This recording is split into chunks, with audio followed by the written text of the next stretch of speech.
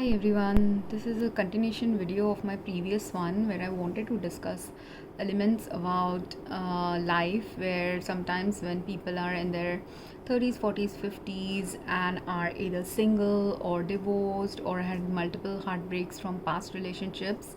both in family life and in the social and interpersonal life with a partner. At that time, many people can start believing that maybe all that is there in their life is going to be a life filled with just happiness that they can develop in their life by creating self love or self supported and independence oriented circumstances in their life, which is what you will see in modern life. Many people who live in countries like US or Europe or highly advanced societies where a lot of technology is present in people's lives, like Korea or Japan. In these countries, you'll see people get towards individualism a little bit more, get towards becoming independent a little bit more than focusing on building relationships with partners, especially when they have failed in building relationships with partners or they have had a very tough family life where they didn't have close relationships with their parents and other family, or there are those people who are very socially isolated and do not have good friendships as well. So these are the kind of categories of people who develop the skills of individualism and independence and maybe becoming more focused in only work related paradigms, because that is what actually supports someone's drive to excel, supports someone's drive to do something by themselves, because they do not have other people to do what they need in their life, but there are no supportive people to do it in your life. So if you compare also two people, one who is very independent and one who isn't independent, you will see the difference is not that both didn't have the grains of independence in their personality, but they didn't have the life circumstances or the drive or the pursuit to pursue that independent lifestyle. Because if there is one person who doesn't have good social life, doesn't have good partners or any partners, doesn't have any deep meaningful family connections or other social and community connections, they have no other choice but to rely on themselves for everything that they are doing in their life. So there aren't any meaningful people in their life who will help them if they fall sick, who will help them if their car suddenly starts failing. Yeah, you can buy certain things related to car repair or your health, but even then majority thing related to your health, if you do not have loving caring people in your life, means that majority of the burden of that care will fall on you, or you have to let go. Sometimes when you also can't carry that burden of care, you have to let go and put that on God or ask God to intervene, because there are many people who do not understand this or realize this about their life, or they can only start realizing it when the burden on them is really really high. That people don't realize that we are not here on earth just to be a individual unit or a individual focused person. While society teaches us that individualism is necessary, it is not the sufficient condition to actually thrive on earth, especially not on an earth where 8 billion people are existing. If for example we were on an earth where only 100 people were there or about 1000 people were there, and considering that we have about 6 continents that are livable on earth, in those 6 continents, if you split these 120 people, there's only 20 people living on each continent. At that time, if those people are individualism oriented, independence oriented, fighting everything on their own, doing everything on their own, makes sense. Because if in whole country of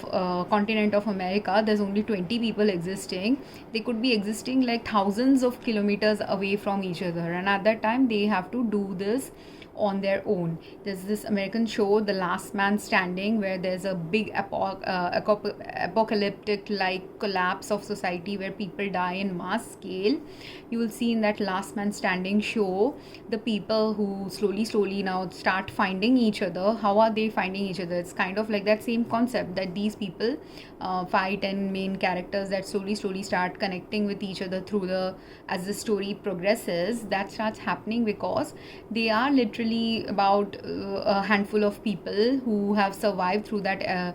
calamity, and they are scattered around the country. So that's why it takes them a while to find each other in the story, right? But why are they finding each other? They're finding each other because even if they are scattered over thousands of miles, they had to still find each other, because it's the basic necessity of human life that while you may be able to survive by yourself for 1 year, 2 year, or even maybe 10 years,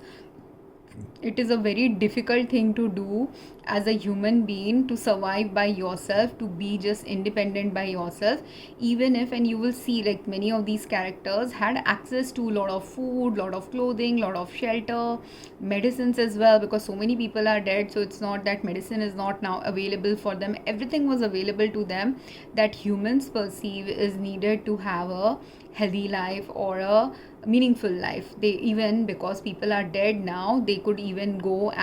to a car showroom and get a very expensive car also, if they so wish to do at that point of time. But you will see also in the storyline, at least I haven't watched all the episodes or all the seasons of the show, but the seasons that I saw at that time, they were merely using the barest minimum thing that they needed to live, or what they are used to living, or whatever was accessible for them. But at that point of time, what was more critical for them was finding human connection, actually, more than finding whether you will have that luxurious piece of luxurious car like a Mercedes Benz or Lamborghini or something to drive. No one was focused on that. None of them were focused on whether they should wear a expensive ultra rich fashionable piece of clothing. Were they focused on that? No. When people are dead, when there are no human beings to survive with, it is a very depressive condition. It is a very depressing thing. It is a very lonely existence if you to have no humanity around you. And as a result, you will see what the show was trying to show was, what is it exactly that causes humans to actually survive, thrive, what is needed when many people are not there in your life, that are the core people that you need to feel happy about your life. And because most of these people, their friends are gone, their family is gone, they have literally no friends and family or social circle right now in that storyline. But that is the truth of, even though in that story and in a fictional universe, majority of the earth has been wiped in that storyline, this is actually the reality of some humans who exist on a city with 10,000 human beings, 100,000 human beings, millions of human beings who do have families or extended families, where they might have maybe 100,000, 10,000, many people associated with them who they directly know, or who, even if they don't directly know, if they connect to one person, they directly know that person can connect them to another family. So you do have a interconnected network of family also possibly in your life. But that interconnected network of family of that person can only be a truly functional interconnected network when. So if I have a set of 5-10 immediate family members, and then they are connected to another 100 set of people, and that network keeps growing because each of us is connected to at least meaningfully in some ways to 5 or 10 people. So like that, our expanded network of people is high. But even though our expanded network of people is high, in order to have that meaningful connection with the people whom you are connected to, it requires both sides to connect with each other, both sides to communicate meaningfully with each other, both sides to equally be invested in communicating with each other. And in modern lives, those women that I mentioned in my previous video, I discussed in that video only one woman's story, and in the description section I have also included another few people's stories, and you will see that and if you go also to this YouTube page, you will hear also stories of other such people like them as well. People who are going through heartbreak, people who are regretting past relationships not working, people who are feeling lonely, people who do not understand now what is the life lesson of what they have gone through, or why did they actually go through that experience. And with my videos I'm trying to explain this aspect of what is it actually that we are meant to learn from those toxic experiences, negative experiences, hurtful experiences, immaturity led experiences, self sabotage led experiences, or unawareness led experiences. Because what happens to most of us when we have fallen for a toxic relationship, abusive relationship, a relationship that didn't work out, a relationship that was imbalanced in nature, is the fact that while we have identified that the core human need for us is a meaningful connection with another human being, that is not the necessary and sufficient condition for us to actually have a meaningful life with another human being. In order for any human being to have a deep, meaningful, evolved, and quality life with a partner or a family or a social group,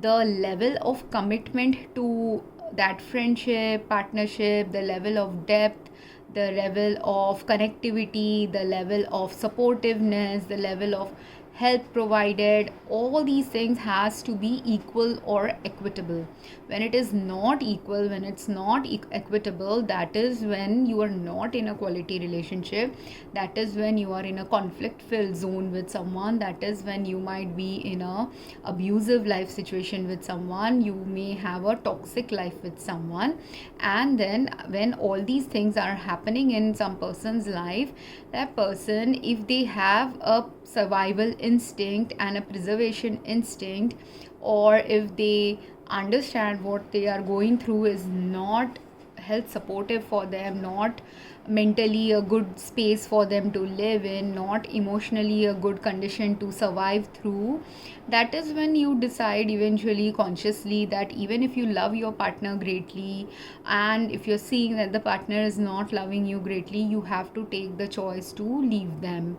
Or if that doesn't happen, what will happen is universe only will drive wedges between the relationship, such that both partners will find the situation not simply uncomfortable with each other, but greatly imbalanced with each other in such a way that there is no choice but the relationship has to break, because too much pressure has been put in a relationship in order for a unthrivable, unsurvivable, dysfunctional relationship to break apart.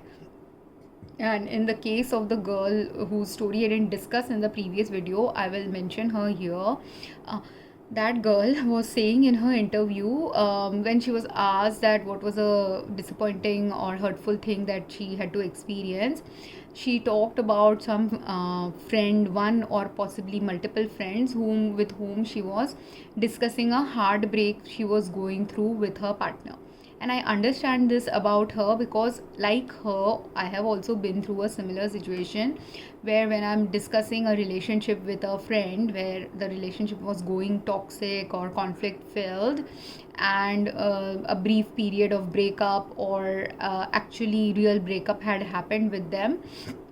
At that time, when I'm discussing the relationship, the merits or demerits of the relationship, now if the friend is listening at a superficial level and not understanding the deeper sub context of thing I'm speaking about, or if the friend hasn't now asked more deeper questions, and it could be a friend I could be discussing this with, it could be a family I could be discussing this with, someone could even be discussing this with their therapist, or just a colleague that they know casually. But in any of these instances, when you're discussing your personal life or a troublesome spot of your life, At that time, what is truly needed for you to find a meaningful resolution in that expression of what you're going through depends on your degree of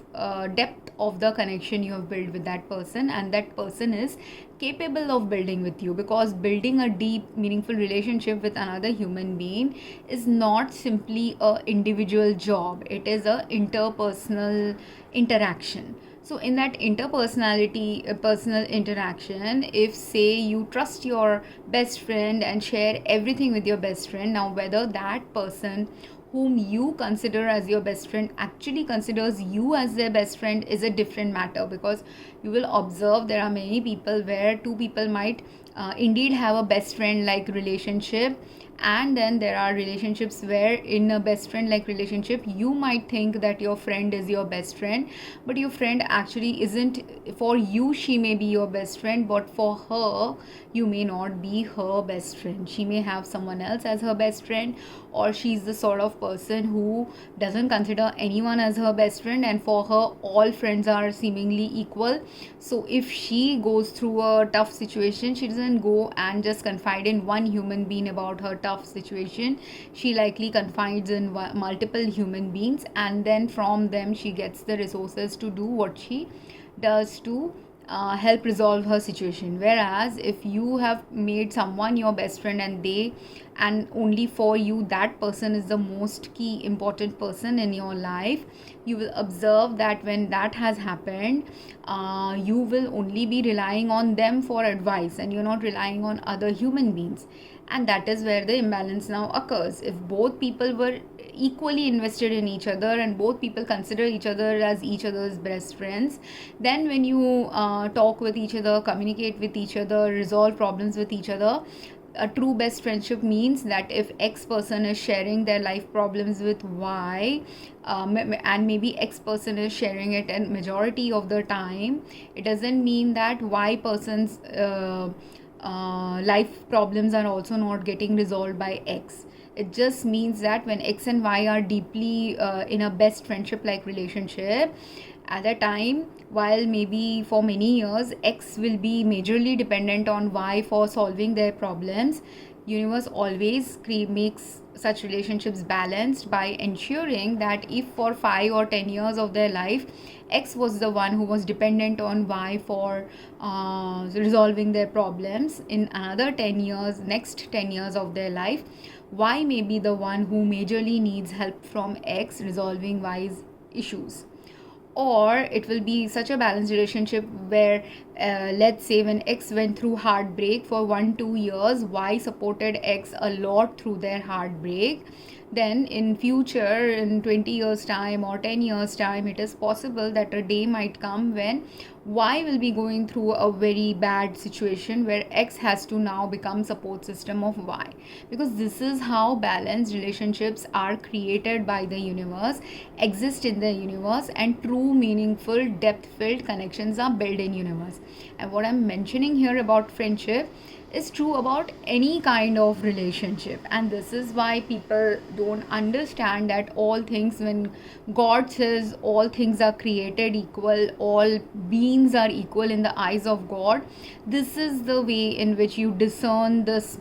sentence's real true deep meaning. So a deep friendship can also be where X and Y were having fun for 5 years of their life, where during their teenage years or during their college years they were best friends with each other. But that best friendship in the college years, where they shared a lot of fun with each other, and in their early 20s or teenage and 20s they did that deep meaningful friendship becomes a truly deep meaningful friendship not in their 20s, but it develops into a true meaningful friendship possibly in the 30s and 40s, when X and Y are both going through some life challenges, health challenges, social challenges, socioeconomic challenges. That is when the true metal of the depth of the friendship actually emerges. And this is where, when this girl was mentioning that she's discussing her relationship problem with someone, when that someone was not supportive of her and told her that you are being selfish or something, whatever ended up happening in that conversation with that friend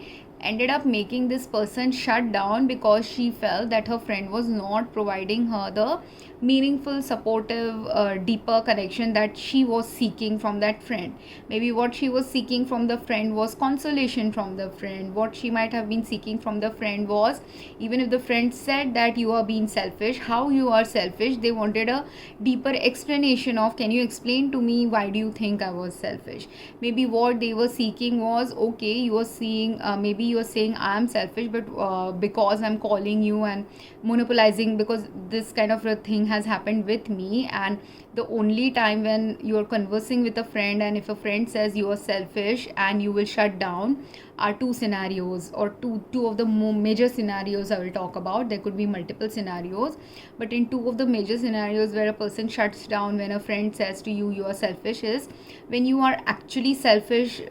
Three scenarios: when you're actually selfish, you will shut down out of ego and denial that you are selfish. When you are not actually selfish, the friend might be telling you that you are selfish. When will that happen? When that friend is unable to comprehend that you could also have life challenges, unable to listen to your life challenges, unwilling to sit and listen to your challenges. So by telling something absurdly false about you, or maybe very minorly true about you but majorly false about you, that person is trying to manipulate and gaslight the situation such that by just telling you are selfish, I don't want to talk to you, they can just shut down the phone call. That is their excuse to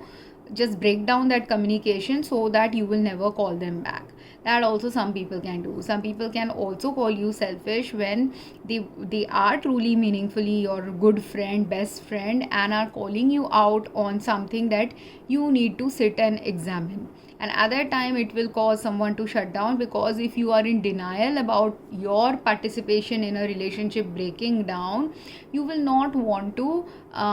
acknowledge what your friend is saying is true, and that's why also you may shut down. But in all these scenarios, three scenarios, when you are actually culpable in some way to have a toxic relationship with a partner and a friend has called you out about being selfish, at that time, if you are on the journey to evolve yourself, evolve your relationship, understand that your friend had indeed got your back, because friends are not simply supposed to, or any deep meaningful connection is not simply supposed to praise you for all that you do, or say I'm so sorry that you're going through a bad situation. But a true deep meaningful connection is also meant to guide you, sometimes also meant to show you the light about where you are in darkness about your own self, also meant to help you heal some of the things that you need to heal. That is what a true meaningful deep relationship is meant to do. But whether you will allow that relationship to do is up to you. So at that time, when the friend was indeed a good friend, best friend, and is trying to give you an advice that will, if you had expanded on that advice, you will get better tips from that friend in improving your life, but you didn't take that opportunity, then the lost opportunity lies not in the fact that you didn't have a deep meaningful friendship, but the lost opportunity was that you didn't appreciate the deep meaningful friendship you had with someone. So that is the time when you will not listen to the friend, you will live in ego or denial, and you will decide that, oh, I am right about my relationship combusting because of my partner having all the faults that my partner has, and you will never patch up with your partner. But in this video, she did mention that she got back with her partner and she's working things with her partner. So it is possible that while she didn't appreciate her friend's comment might have actually pushed her into doing a little bit of self-reflection, which might have pushed her into examining where she might have been selfish in her relationship, which might have pushed her into reconciling with her partner and seeing if she can work on the things that she is responsible for in making a relationship not balanced with her partner, and which will be the ideal scenario, good scenario, when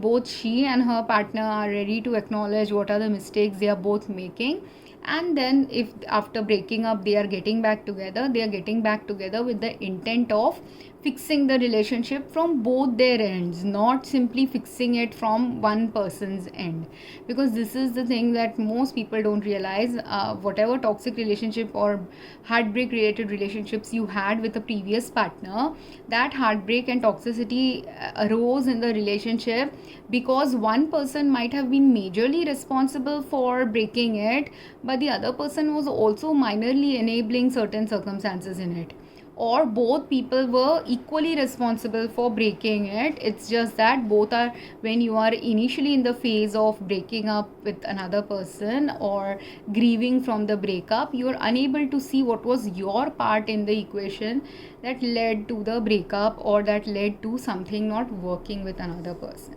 That is one scenario. And this girl, if she has ideally her getting back with her ex-boyfriend now works out for her,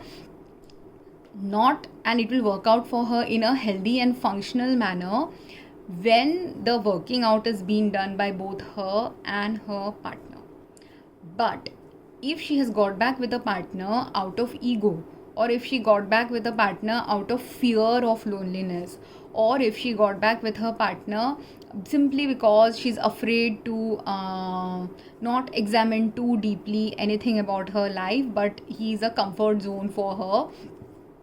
and they patched up, or if the partner did it because of these reasons, then there is again going to be imbalance in their relationship, and again they will either be in a unhappy relationship with each other, partly unsatisfactory relationship with each other, imbalance filled relationship, and also sometimes they could also get back into a toxic or abusive relationship with each other. Because if you are, let's say you got back to a partner out of loneliness, and that partner is actually very abusive towards you, and when you explain that situation to another third party, while the third party can see, knowing you, might know that there are places where you might be selfish, you might be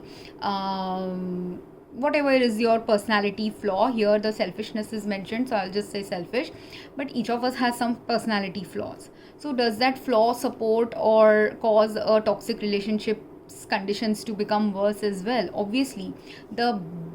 best quality version we can be of ourselves, at that time you will realize if you are in your best version, at that time if something breaks, it's not that your best version was the thing responsible for it to break. It simply means your best version is not the version that can sustain a relationship of a certain kind with some other human being. It just simply means you're incompatible with them, or what you possess is not what that person is looking for, and what they possess is not what you are looking for. And that's why for the present and future direction of your life, that relationship may not survive even with your best version. But if we don't show our best version in any relationship, if we are incapable of understanding what is our worst version, then what happens is our worst version also will start driving the narrative of our relationship in many ways, and will be responsible also in adding fuel to the fire of a toxic relationship. If the relationship will have some toxicity from the boyfriend, it will also have something from the girlfriend's end, and both of them will be driving the toxicity. If the girlfriend stops adding to the toxicity of the relationship and only the boyfriend is driving the toxicity, at that time it is the girlfriend's choice to realize, is it the place where I should continue being abused by this person, or is there a way I can leave this abusive situation and search for a partnership where such abusive conditions will not exist at all with them, right? So this is how you develop the deep depth and discernment about how you are responsible sometimes for certain things failing, how another person is responsible, how a set of circumstances of two personalities being very different might be responsible, how when two people are responsible or one person is responsible for breaking something down, whether you should stay or not stay in that relationship. And at that time, if someone is very lonely, you will see there are so many situations of women in the world who go through domestic abuse. They keep going back to their abusive partner. Why? Because if they have domestic abuse where they are going through financial abuse, psychological abuse, mental abuse, physical abuse, sexual abuse, at that time they are in a very weakened state of health. If only one or multiple parameters of that abuse is there in their life, they are in a weakened state, and in that weakened state they need a great degree of social support system to help them recover from that poor health status. So if someone has one level of abuse, if they were only getting financially abused at that time, if they go and live with their family who is financially providing some security to them, they might recover from it. But if they were also going through sexual abuse and financial abuse, then if they go and get some treatment and financial help from their family or friends, that will help. But if they're going through multiple levels of 5, 6, 7 different levels of abuse and complexity of abuse, and they don't get the intervention for the other things related to abuse from their society, from their friends, from the social system that are there to help someone going through abuse, and the right interventions are not there to help them, then sometimes it becomes living with an abusive partner or living without the partner might end up being almost similar in nature. Because let's say some of their abuse is happening because they might have a health condition where no one is understanding how to take care of their health, and because both the husband doesn't understand how to take care of the health, the family doesn't understand how to take care of their health problems, the society doesn't understand how to take care of their health problems, and the person themselves are unaware that they have a health issue that needs to be resolved, then it is a quarter threat, and in that quarter threat nothing will be resolved, so they will continue going back to the abusive partner. Because let's say someone has a greedy nature, they want a lot of money,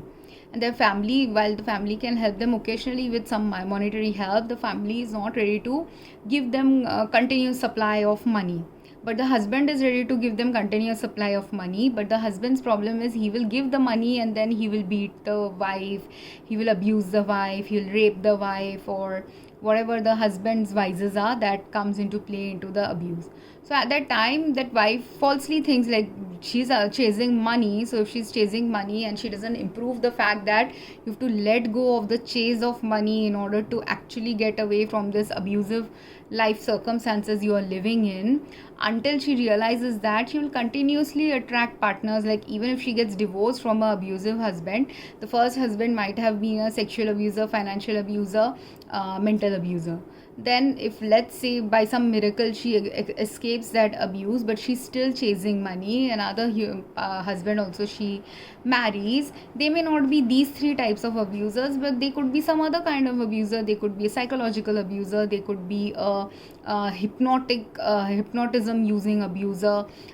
they could be, so you will be abused but you will just not remember that you are getting abused by that partner. So these kind of women do exist, these kind of people do exist in the world. And the resolution, what is the resolution for those people, those who are covert abusers? The resolution isn't very easy for covert abusers. Unless you have actually been abused by a covert abuser, or multiple covert abusers, or multiple circumstances that led to your covert abuse, you will not know only what it all means. So there are many women who have these kind of abuse going on in their life, and someone might go from a overt abusive situation to a covert abusive situation eventually,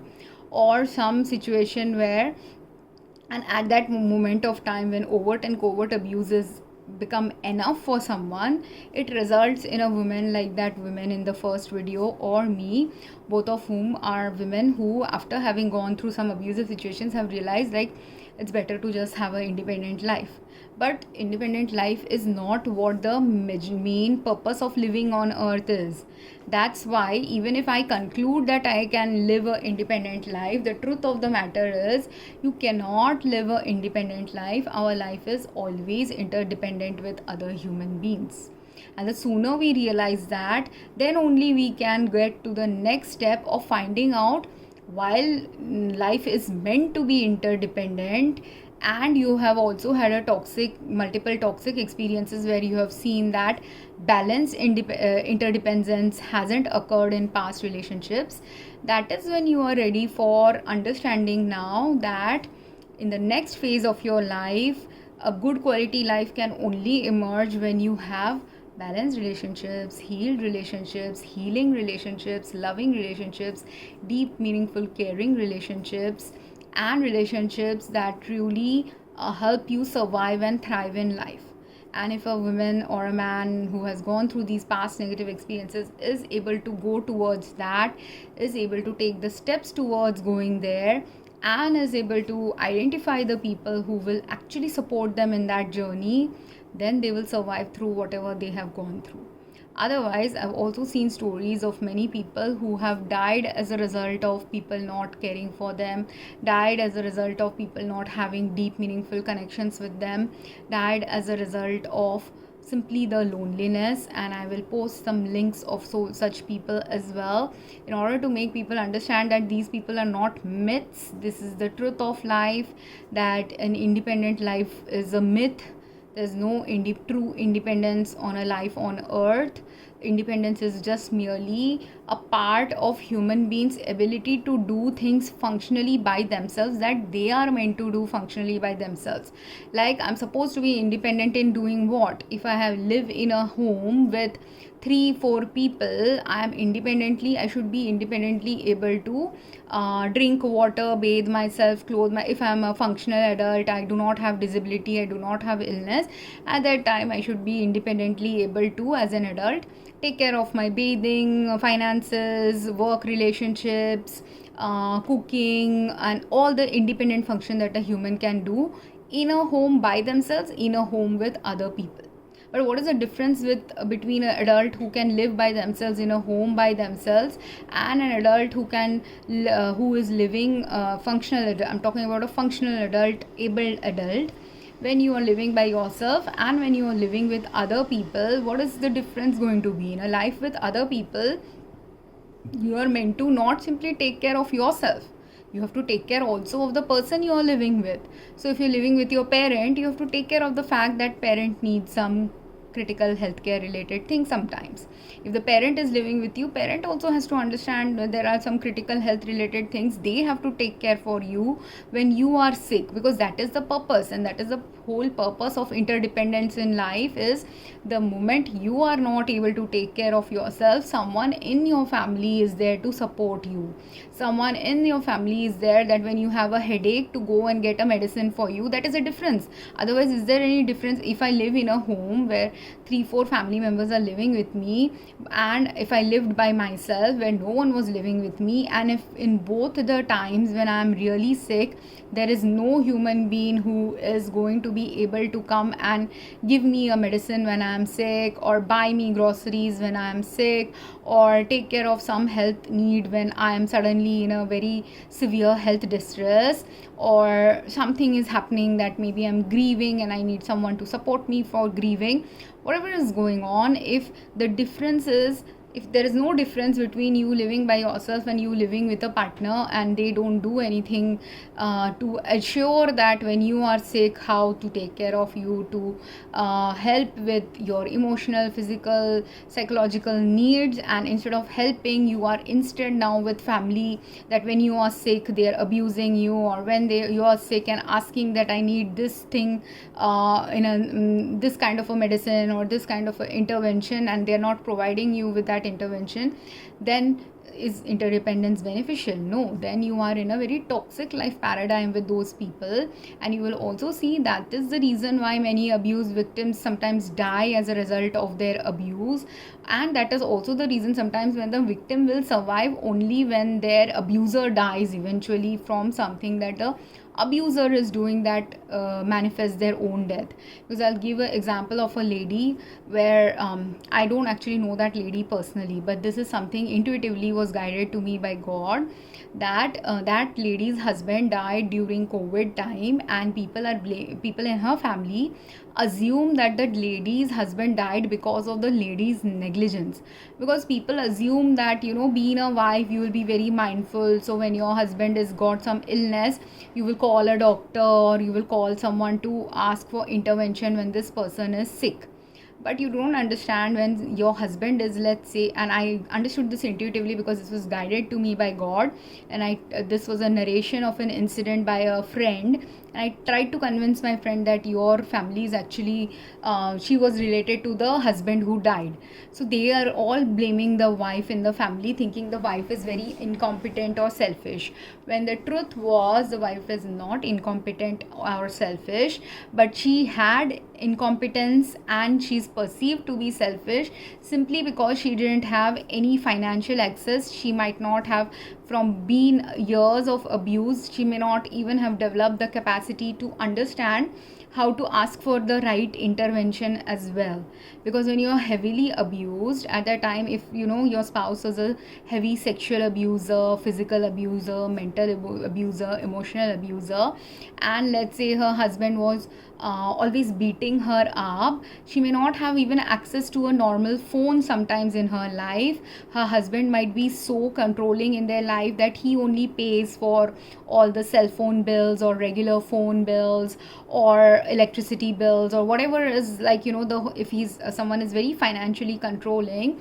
they'll take care of everything related to the finances of the victim. So the victim has no access only to their own account to do anything for any of the things that normally in a normal modern life of this century many women should have access to their account to pay for their own phone bills. But if you are a housewife and a abused housewife and a financially controlled housewife, at that time, if your husband doesn't give you the money, you will never be able to pay the bills. If your husband doesn't pay the bills, then also your bills won't get paid. So let's say circumstance like that resulted for her, that the husband is the one who always recharges their phone bills or electricity bills, and the husband is the one who controls everything, never gives her any financial access. Like, she doesn't even likely have 5 rupees in her purse. I will literally tell you, this was the truth of my mother. My mother didn't have even 5 rupees in any 5, or maximum she had 10 or 20 rupees in her purses when she died. Like, I literally I got all her purses, right? There was no one else in the home who was a female. There are no other female who came to our home after her death, immediate death. So I had access to all her purses. I used all her purses. I donated all the purses that I donated of hers, and in none of her purses was there anything more than 10-20 rupees or a few coins in her purses, because that was the level of financial abuse she was going through in her life. She had zero access to money. It's not that her husband was highly abusive, so she did have some access to some money in a locker in our small cupboard in the home. So in the cupboard there was some money possibly there sometimes, but it was not enough money. Maximum money she could have ever had access to was 2000 or 5000 rupees. That's it. And that 2000 or 5000 rupees was enough for her to, if she has to go and do monthly groceries, that is all she had access to. So other than her immediate financial needs, she had zero access to any money, and she had zero access to, after not just zero access to money, she had other problems which I'll talk about. I introduced her topic here, but main thing is this: when you are abused and you are financially abused or coerced by someone, they are not very easily visible abusers also. And so her family also, this woman's in-laws family, don't understand that. They are blaming her that if your husband was sick, why didn't you call someone for help? But what if she tried to convince her husband that you are sick, we need to call a doctor, and he is such an abusive person, he's like, no, I'm not sick, I don't want to go to a doctor. He could do that. He could have done that. He could have refused going to the doctor. He possibly never ever considers her opinion as a valid opinion, because abusers are like that. Abusers, stupid people, narcissists, if you tell them X is wrong with you, just to spite you, they will say, no, that is not wrong with me. Those kind of people exist in the world. He could have done that. Or if she has already understood that how much ever she tells her husband when he is sick that he is sick, he will not listen to her, she could have been just a silent spectator, because she knows that if she says something, then also she will be getting beaten. If she doesn't say anything, then also she will be beaten. Then if he was just very sick and not able to get out of the bed, for a person who is continuously being abused by someone like that, and daily, like I'm talking, the financial abuse is the easiest thing you can understand about a woman when she is financially abused. But sexual abuse, other things take time to understand, and take a lot of observation of abused women to really understand when they are abused. So at that time, if she was once in a while physically beaten by her husband, and when he gets drunk he will beat her, or whatever, if in his office something goes wrong, he comes home and beats her or sexually assaults her, whatever it is that is going on in that marriage, at the time when your spouse is very sick, your abuser is very sick, what is going to happen to the victim? The victim is getting the few days time to not be abused at that time. If your abuse is daily or weekly of the physical and sexual kind, at that time just the relief that no one is beating you, the recovery phase that you need, that no one is beating you, no one is assaulting you, means that that lady will now just be grateful and thankful to God, that thank you God, I'm not getting beaten today. And she's just focusing on healing herself and recovering from the last beating that she got from him, that which could have been that she could have told him you are getting sick, that's why she got beaten, which could have been that he was falling sick and already in a rage, so he beat her, which could have been that last month he had broken her bones, so she was still healing from a broken bone, so she was herself having a difficulty in maybe going to the bathroom, like if he broke her legs, just simply going to the bathroom and taking just independent care of her own self was hard for her. So if that kind of level of abuse was going on, where her bones are broken, her body is damaged, her mind is damaged, at that time if her husband is sick, it's a relief for her, so she's not going to call anyone or anything, because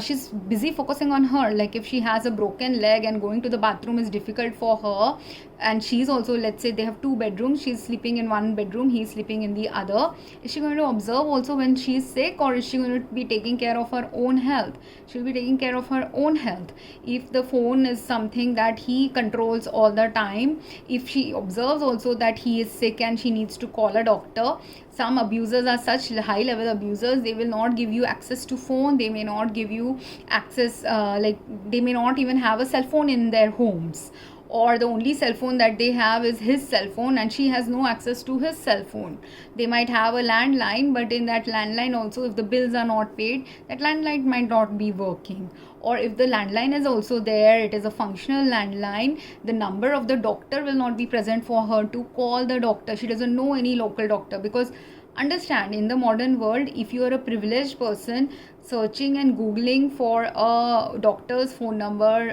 googling for a hospital number, all that is easy for which person? The person who has access to a phone, internet connection, valid phone connection. I can have a phone, but if I don't have internet connection, I don't have phone connection, having a phone will be of no use to me. Searching for it, I can only search in Google for a doctor's connection if I understand all these things. But if someone was a naive person, got married early, even if you are living in this modern century, for 20-30 years of their life, there are women in this world who don't know about technology, who don't know how to use technology, who have never been given access to technology by their parents or their family, who do not understand what it means to simply pick up a phone and call someone for help, because they themselves, if you are abused, you have not been getting help for yourself, so how are you going to seek help for another human being? Does that make sense? So I'm 90%, 99% convinced she was given to me in a dream, and I dreamt about that woman when I was 20 or 10 years back in my life. But while I dreamt about that woman 20 years back in my life, and all these things that I'm talking to you about her, maybe her story, maybe some other woman's story, because in my dream I only saw a woman who needed help. In my dream I didn't see anything else about her. All the other things I'm telling about her came to me later on in other guidances, and is a more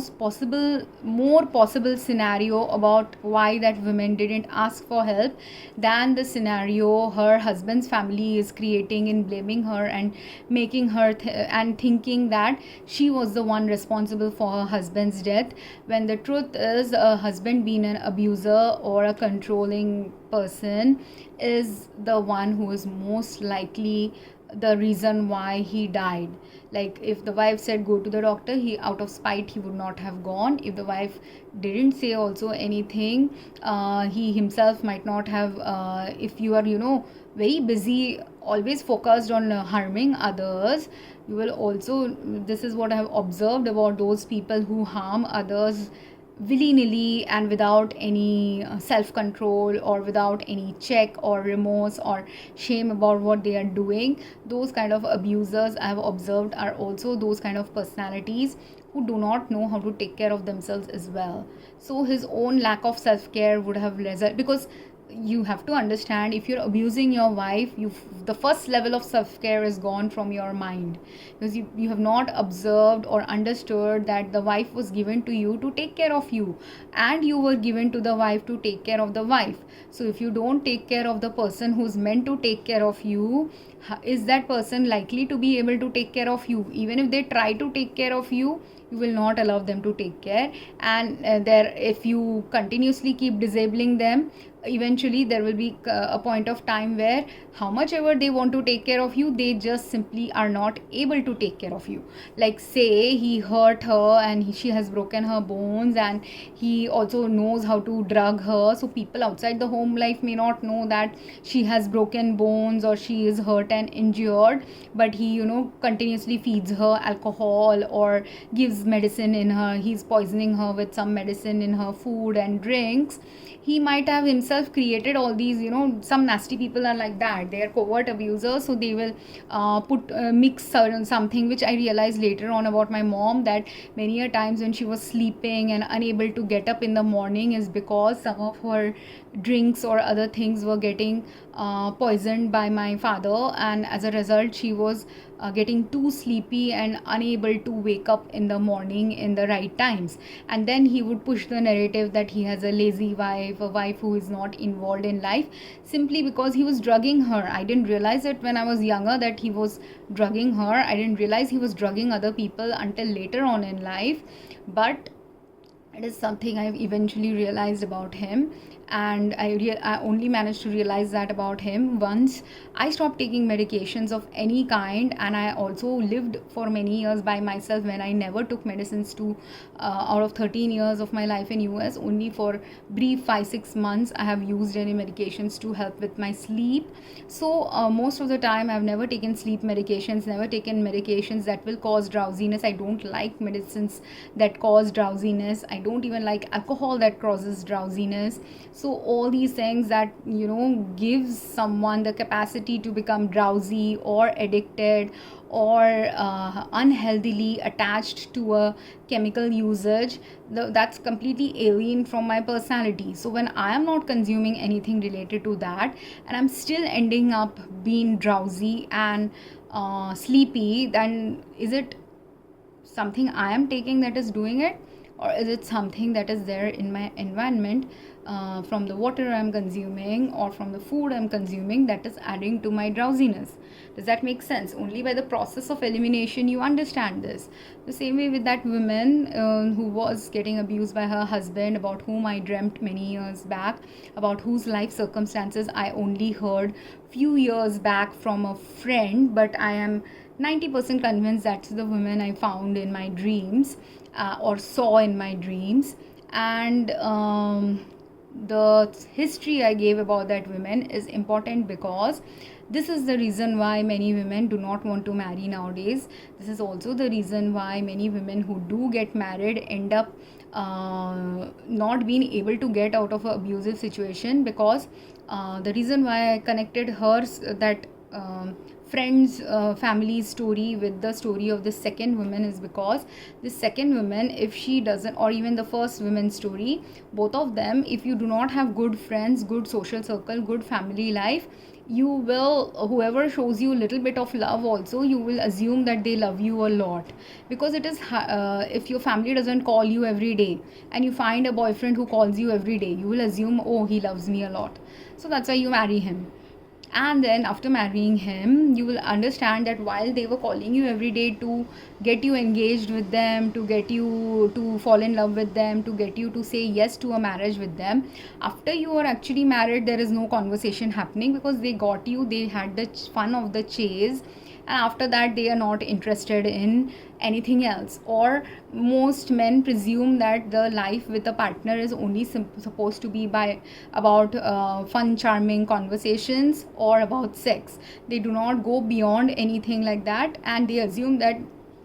many men also assume, if their parents have been mothers did a thing in a certain way where the mother takes care of all the household activities. They assume that the wife is also meant to take care of all household activities, not realizing that the mother's generation and current generation has very diverse set of life circumstances. So while in a mother's generation, if the mother didn't work, she had a lot of time to devote to home activities, and in the wife's generation, the wife works, she will not have that time to devote to home activities. It has to be something shared between the two partners. But if the guy doesn't realize that, he will slowly stop engaging with the wife, or he will also or he will start slowly becoming cruel towards the wife, or judgmental towards the wife for not investing that time. There's that aspect that can happen if their wife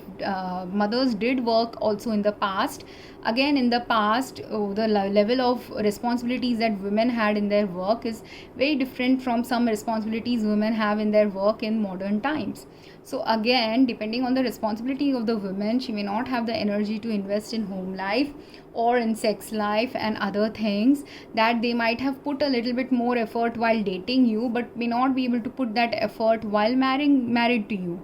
And that's when they might be exhausted, they might be troubled, they might be needing help, they might be none of the household chores are getting done by the spouse, which all again creates a abusive situation. It remains a minorly abusive or conflict prone situation when the husband is simply uninvolved or unaware about the place where the wife is needing help. But it becomes cruel abuse when you are aware that your spouse needs help but you are not providing that help. And it may only be a very overt abuse when you are aware that your spouse or partner needs help and you're not providing help, but it becomes covert abuse when you add to the things that are piling up in the house and you deliberately add to it. That's when it becomes covert abuse. So in my mother's case, when I said it is direct abuse when someone is verbally shouting at her that you are incompetent. But when is it covert abuse? It's covert abuse when someone mixes things in her drinks to make her feel sleepy, to make her less functional, and then someone is blaming that person that you are not competent. That is covert abuse because you have actively participated in disabling her and then fitting the narrative that this person is not competent. It also is covert abuse if a husband is not giving you access to phone. He may give you phone, but he doesn't pay your phone bills, doesn't give you money to pay the phone bills, doesn't give you the education on learning how to use a phone, because modern phones need some educational upgrade as well, depending on every few years when phones change in their specifications. And if your mind is constantly getting abused, your body is constantly getting abused, you do not have the capacity to learn new things as well. Sometimes your brain functions will shut down. So even if I knew how to use a phone 5 years back or 10 years back, but if modern technology has caused the phone now to change vastly or differently, I will not know how to use this new phone, and it will be harder for me to learn how to use a new phone unless I have that peaceful time, restful time, break time to sit and engage in learning how to learn a new thing. But if I don't get those peaceful times, restful times, break times, if I'm constantly interrupted while wanting to learn something, if I'm constantly someone takes away my phone or there are abusive women's stories I've heard where the husband has broken the phone of the wife because he doesn't want the wife to call for help when she's getting beaten. There are husbands who have I live in a house where every few months the crazy person in my house cuts the cords of my cell phone, so that cords of the phone charger, so that I have to go and keep buying new phone chargers unnecessarily. Why? Because he understands I make videos or talk to people about earth pollution related stuff, so he wants to add to my plate of increasing earth pollution by constantly cutting the cords of my phone charger, so that I have to keep buying new phone chargers. And the people outside will be thinking this person is ultra rich, that's why she's constantly buying phone charger. But it's not that I'm ultra rich or I'm unmindful, that's why I'm ruining my phones, which sometimes is true that in the past I have been unmindful, I have been busy, and my phones got ruined as a result of it. But There are times when my phones were ruined, not because I was doing anything, but because someone is deliberately doing something to ruin the phones, and I have to then be left with the choice of either buying more phones and or buying more things and buying unnecessary and useless things. Why? Because I have no other choice. That whatever I already have, it is becoming dysfunctional, not because I have made it dysfunctional, but as a result of someone dysfunctional existing in the home, who's deliberately, covertly abusing and creating covertly abusive situations to make even a functional thing dysfunctional. So these things, when a functional wife is made dysfunctional, and in this case when her husband died also, now if her in-laws and everyone in her family keeps blaming her and doesn't ask the necessary question of, you are thinking, you are assuming they are having a normal life, and that's why you are thinking she's a foolish person, she didn't call someone, or she's an incompetent person, she didn't call someone. But is she really foolish? Is she really incompetent? And you might have assumed this foolishness and incompetence maybe because you saw that, how she uses a phone, she doesn't know how to use a phone, so you assumed she is a stupid person. But is she a stupid person, or is it possible that in the 20 years that you have used maybe possibly 5-10 different phones in your life because you're privileged, this girl may never have even picked up a normal phone? I sometimes have this problem, like I don't know how to use BlackBerry like phones or Nokia like phones, and for me to learn the skill of using that phone also needs a level of mental activity or physical fitness activity that I don't have. So even if 20 years back I had indeed used a Nokia phone, now if I want to use a Nokia phone, I don't know how to use a Nokia phone. Same way, a Nokia BlackBerry like phone with buttons,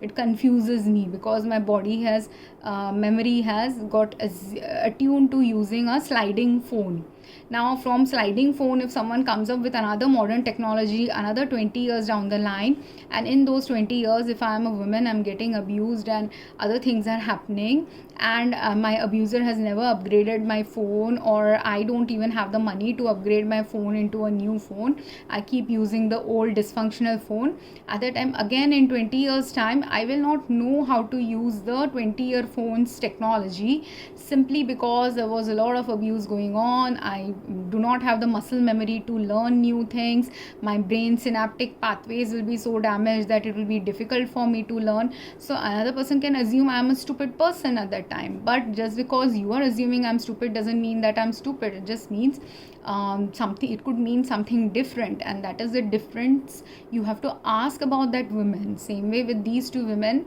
in the first video, I will link them again. The second woman who went back to her boyfriend, if she with a healthy mindset went back to him, he came back to her with a healthy mindset, then them getting back together is a positive thing. But it will not be a positive thing if you get back to a abuser, or you have gotten back to a abusive life with a partner simply because you do not have good friendships, good social circle, good people to tell you don't go back to this person, he is abusive to you. And also not just don't go back, because why, if you are independent, functional, not having any health issues at that time, the best scenario is you leave the abusive partner and start developing your independent lifestyle by yourself. That can be done. But if you are not mentally ill, physically ill, psychologically ill, or you had years of abuse after which you have got worn down and your body is just not able to sustain life by yourself, you do not have enough finances to help yourself sustain by yourself, you do not have enough physical or mental health to go through what you're going through in life if you live by yourself, at that time you will see many women go back again to their abusers, because nothing is there outside of the life without the abuser also for them. For them, essentially life with the abuser or without the abuser is very essentially similar, and as a result they cannot,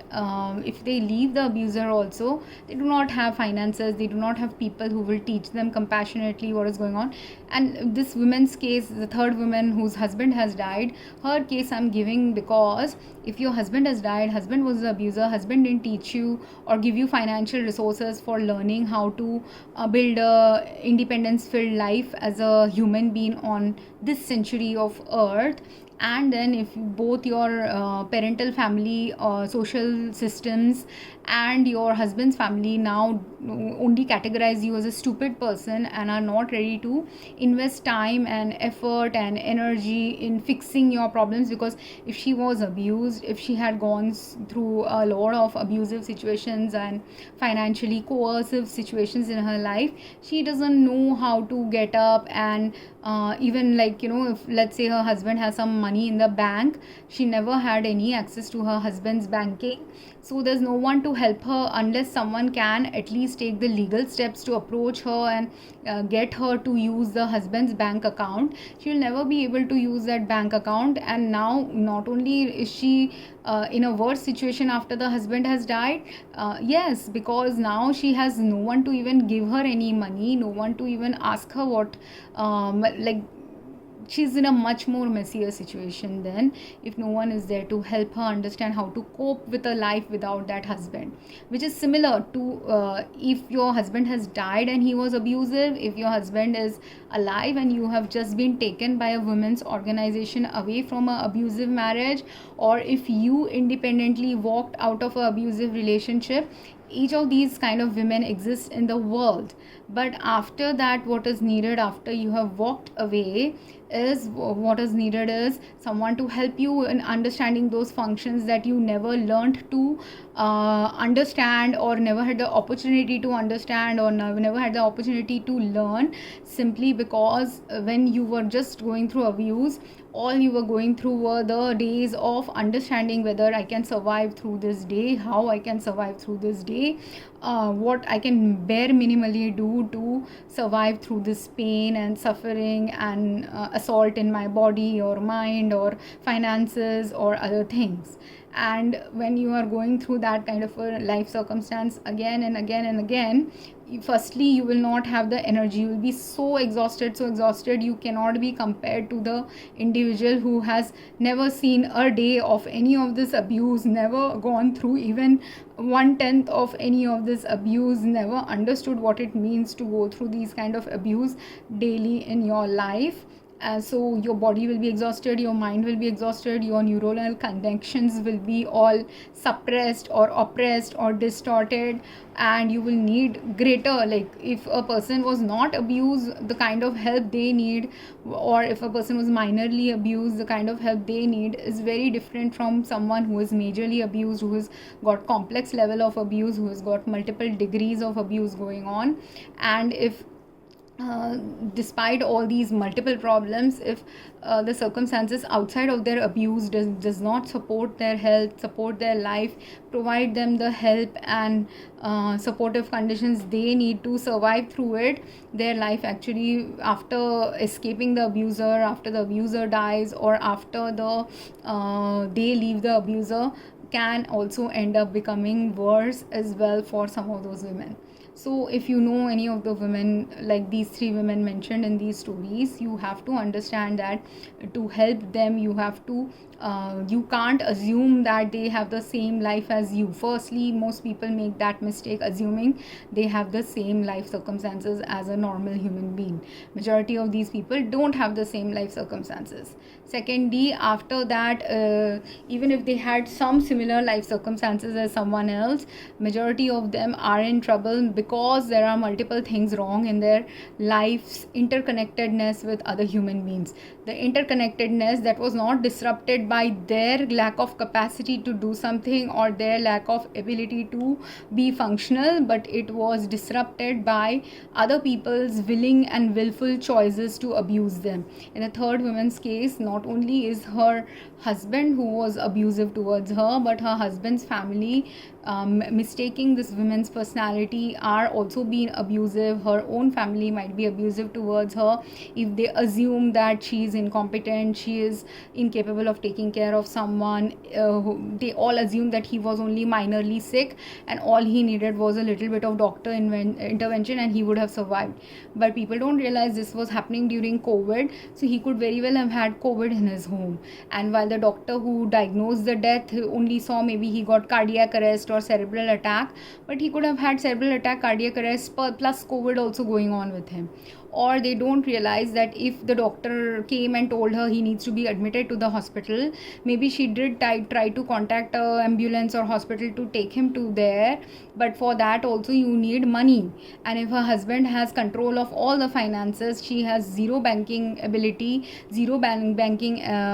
capacity. Like, even if she may have a bank account, but if the card is not in her name, she doesn't have access to a card in her name, then also she has essentially zero banking ability. And at that time also, that woman also will not be able to take care of her husband who is abusive, who has controlled all the finances, because there's no one to pay for all that. And now if she's a shy woman or being abused, she doesn't even, when she has asked people for helping her with her problems, like if chronic abuse is going on in someone's life, it is not possible that the woman didn't ask for help to anyone. She would have tried to gauge and test the meter of whether this friend can help, that friend can help, this family can help, that family can help, and she might have found that they were not even willing to give her 5,000 rupees for her to just take a bus ride away from her abuser, or help her in taking a bus ride to go for vacation for one day at least, or 1 week at least with her parents. If no one was willing to give her even 5,000 rupees in the past, you think those people will be ready to pay for 50,000 rupees, 1 lakh rupees of hospital charges for you? People can say anything, but the reality is, when you ask people for even 5,000, if they are not giving you 5,000, it is very much likely that they will not even give you 1 lakh when you need 1 lakh. So how is she going to even get him admitted to the hospital when she knows that no one is going to pay for it, and she herself doesn't have the capacity to pay for it? There's no one to come and take the husband also to go to the doctor. Then that's it. There's nothing that she could have done actually in that circumstance. So understand, and when someone is abused, I'm still saying, this proactiveness will happen to which women? That woman who is still maybe only has one level of abuse going on, or only 2 levels of abuse going on. But if someone has the previous scenario that I told about, sexual abuse, bones being broken, other kinds of elements of abuse where the husband is also put medicines in the wife's normal things, that if she takes the medicine she will fall asleep, and she will just not have the physical competency only to do anything, because she's constantly getting drugged by the husband. Because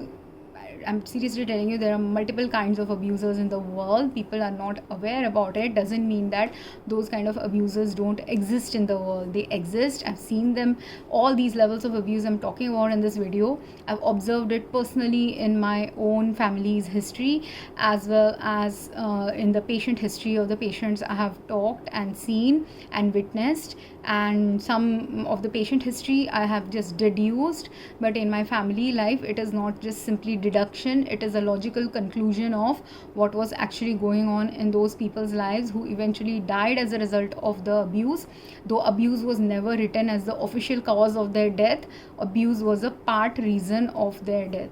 So similarly, and for an abuser, their own abusive life circumstances that they have created is also the reason for that abuser's death as well. So I hope this was meaningful, and people will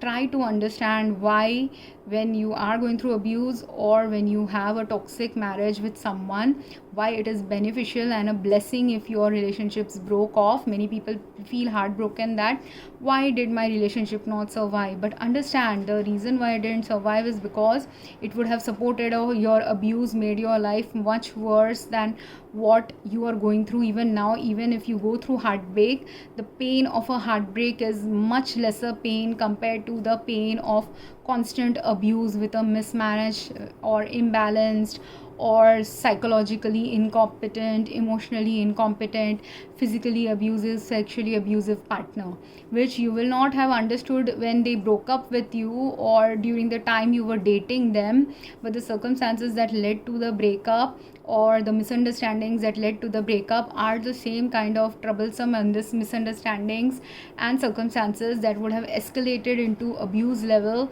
or toxic level of family life with someone if you had indeed ended up marrying that person. So many people who regret that when her past relationship didn't work out, when many relationships didn't work out, when boyfriends or girlfriends were cheating on them or lying to them, or cheated them of money and took away some of their money, still understand that if some boyfriend came and cheated you and promised to marry you, took your jewelry away after that, or took 1 lakh away from you, that is still minor level abuse compared to what you would have faced if you have indeed married that person. So remember that always, and remember that any kind of rejection, any kind of breakup, people do not realize, but most of the time rejections and breakups are your protection from that human being who will not take care of you in the way that you deserve to be taken care of. And secondly, also realize, while interdependence with those partners didn't work out, the reason why interdependence with those mismatched partners didn't work out is because they were not healed enough, they were not mentally right for you, they were not physically right for you, they were not psychologically right for you, they might not have been socially right for you in some ways. Right meaning someone who will balance you out, not right in the eyes of what humanity considers someone right, but right in the eyes of what was needed for you to have a balanced life, happy life, healthy life, healing life. Like, let's say you do not have close relationship with your parents, which is the first girl scenario. She doesn't have close relationship with parents, close relationship with friends. And if she had ended up marrying any of those boyfriends who do not understand, she doesn't have close relationship with family and friends, and she wants to build a close relationship with a partner in her life, at that time, will she ever get a good partner? That partner will always, that partner, let's say the partner has very good family relationship, very good friends relationship, very good work life. So he has balance in all of them, but the wife doesn't have balance there, and he's not observing that the wife doesn't have balance, that she also needs some balance, and she's seeking the balance from the partner, but it is not going to happen from that partner who is always busy with work, always busy with friends, always busy with social life. Right? So can that person who is never busy with any of these things, while on the outside on paper it may seem like someone who's never busy will be the perfect partner for someone who's always busy, the balance can only be created when, and it will be a perfect partnership only when the someone who is never busy slowly starts becoming busy with other things, and the person who's always busy slowly downgrades his busyness into becoming involved with that partner as well. Otherwise they might attract each other, they might stay in their life for a while, but they will never be the perfect partnership that is needed to evolve into a better way of living with each other and keeping in each other's mind the things that are necessary to bring cohesiveness and compatibility and long-term health and balance in their life with each other. Right? Does that make sense? Similarly, a partner who, if you do not have good social circle, but you continue staying with a partner simply because you do not want to be alone, at that time also it will not take you out of your loneliness if your partner never, engages with you. If you are the kind whose loneliness will be alleviated if you have a partner who devotes at least 2 hours a day with you, or in the weekends,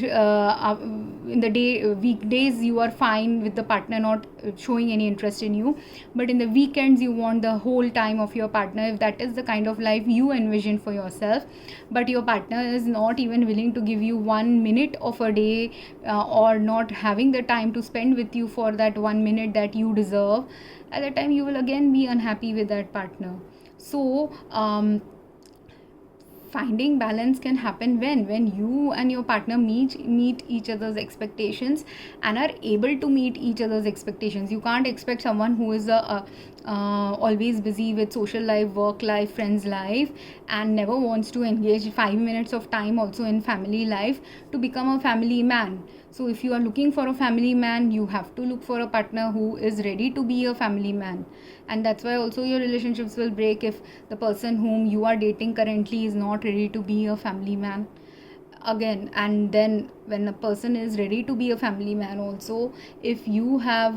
had a life where you had a life of abuse, you had a life of suffering, you have some disease going on, you have some problems going on, but the partner has zero empathetic ability to understand your disease, to take care of you when you are unhealthy,